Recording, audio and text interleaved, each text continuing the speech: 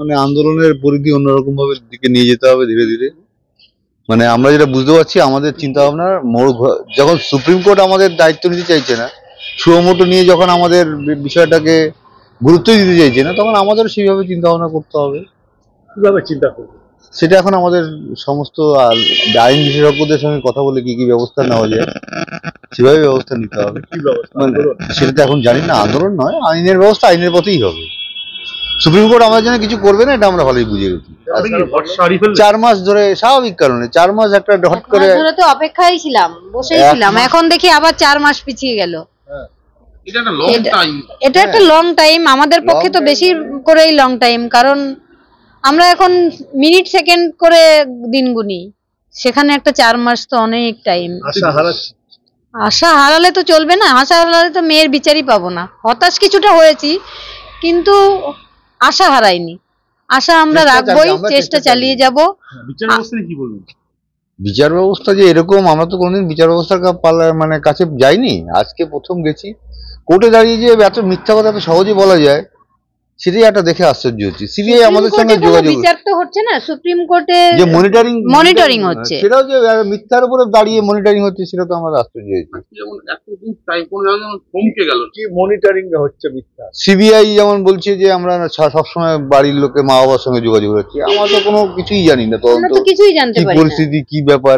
এবং বলেছিল, সিবিআই বলেছিল আগে থেকে যে চার্জশিট যখন আমরা দেবো তখন আপনাদের সঙ্গে কথা বলেই চার্জশিট দেবো, কিন্তু আমাদের তাও জানানি শিয়ালদা করে চার্জশিট জমা দিয়েছি।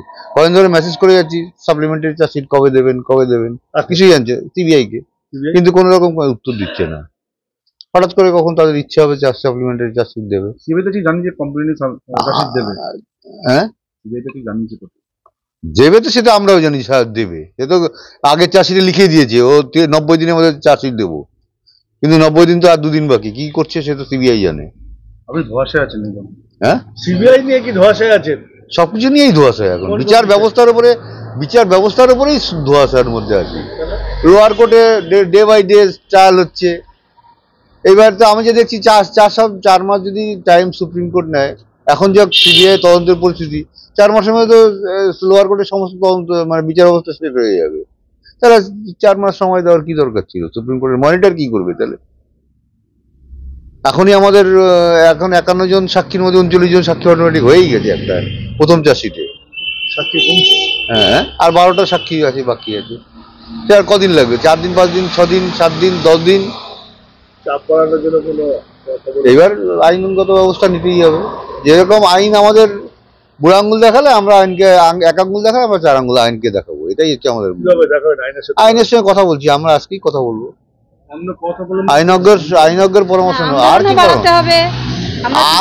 আর কি করবো আমরা তো এমন তো আমি তো গিয়ে নিজের আইন হাতে তুলে নিতে পারবো না, আইনের উপর ভরসা রাখতেই হবে। যে দেশে বাস করি সে দেশের যে আইন ব্যবস্থা, তার উপরে ভরসা রাখা ছাড়া কোনো উপায়ও নেই। সিবিআই ভূমিকা নিয়ে কি বলবেন? কিছুটা তো এখন হতাশই মনে হচ্ছে, যে আজকে যেমন কোর্টে দাঁড়িয়ে কথা সিবিআই উকিল বললো যে আমরা মা বাবার সঙ্গে সবসময় যোগাযোগ রাখছি, আজ পর্যন্ত আমরা কোনো কিছুই জানি না। আস্থা হারাচ্ছেন সিবিআই? না, আস্থা হারালে তো হবে না, এটাই তো শেষ আমাদের মানে অবলম্বনের উপরে, লাঠির উপরে কেউ অন্ধ কোনো লাঠির উপরে যদি মানে আস্থা হারায়, তাহলে সে হাঁটবে কি করে? আমাদের সেই অবস্থা আর কি। এই যে সিবিআই এর বিরুদ্ধে একটা অভিযোগ আপনি করছেন, আপনি কি সিবিআই এর বিরুদ্ধে সেন্ট্রালে কিছু জানাবেন? না, আইনগতভাবে আমরা সব ব্যবস্থা নেবো। আমরা কাউকে জানিয়ে কোনো লাভ হবে না, আমরা এটা বুঝে গেছি।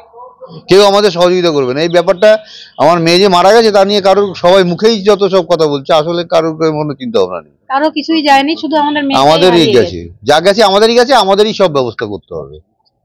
অমিত শাহের সাথে যোগাযোগের নতুন করে কিছু হয়েছে? না, এখনো কিছু হয়নি, চেষ্টা দেখবো, দেখি। তবে দেখছি যে কোনো কিছুতেই কোনো লাভ হবে না। আমাদের আইনগত ওরা যেমন আইনে আমাদের বললাম তো, আইনে যেমন ওরা আমাদের বুড়ো আঙুল দেখাচ্ছে, আমাদেরও 4 আঙুল ওদের দেখাতে হবে। এটাই কোনো চ্যালেঞ্জ? অবশ্যই, আমাদের জীবনে এটাই একটা এখন লক্ষ্য, আর কোনো লক্ষ্য নেই। যা যা লক্ষ্য করেছিলাম সব পেয়েছিলাম, কিন্তু আজকে শেষ হয়ে গেছে। এখন এই লক্ষ্য, এটাই বিচার পাওয়া, যেভাবে হোক আমরা দায়ী। আইনের বুড়ো আঙুল দেখা, এই যে সিবিআই, সুপ্রিম কোর্ট, 4 মাস পরে ডেট দেওয়ার কি যুক্তি? আমি তো কিছু বুঝতেই পেলাম না। প্রথম দিন থেকেই হসপিটালে যেভাবে আমার মেয়ের মৃত্যু হয়েছে, আজও আমি জানতে পারলাম না যে কেন আমার মেয়েটাকে মেরে ফেলা হলো, কি অপরাধ করেছিল যে তাকে বাঁচতেই দেওয়া হলো না। এটা না জেনে তো আমাদের বেঁচে থাকার কোনো মানে হবে না। যতদিন বেঁচে থাকবো এটার জন্যই লড়াই করে যাব, এটাই আমাদের জীবনের লক্ষ্য। অনেক স্বপ্ন ছিল, মেয়েটারও অনেক স্বপ্ন ছিল, সবই হারিয়ে গেছে সেই 9 তারিখ। আমাদের জীবনটাও থেমে গেছে, এখন বেঁচে থাকা শুধু ওর বিচারের জন্য। তাই আমরা যতদূর যেতে হয় সেখানেই যাব, বিচারটা ঠিক ছিনিয়ে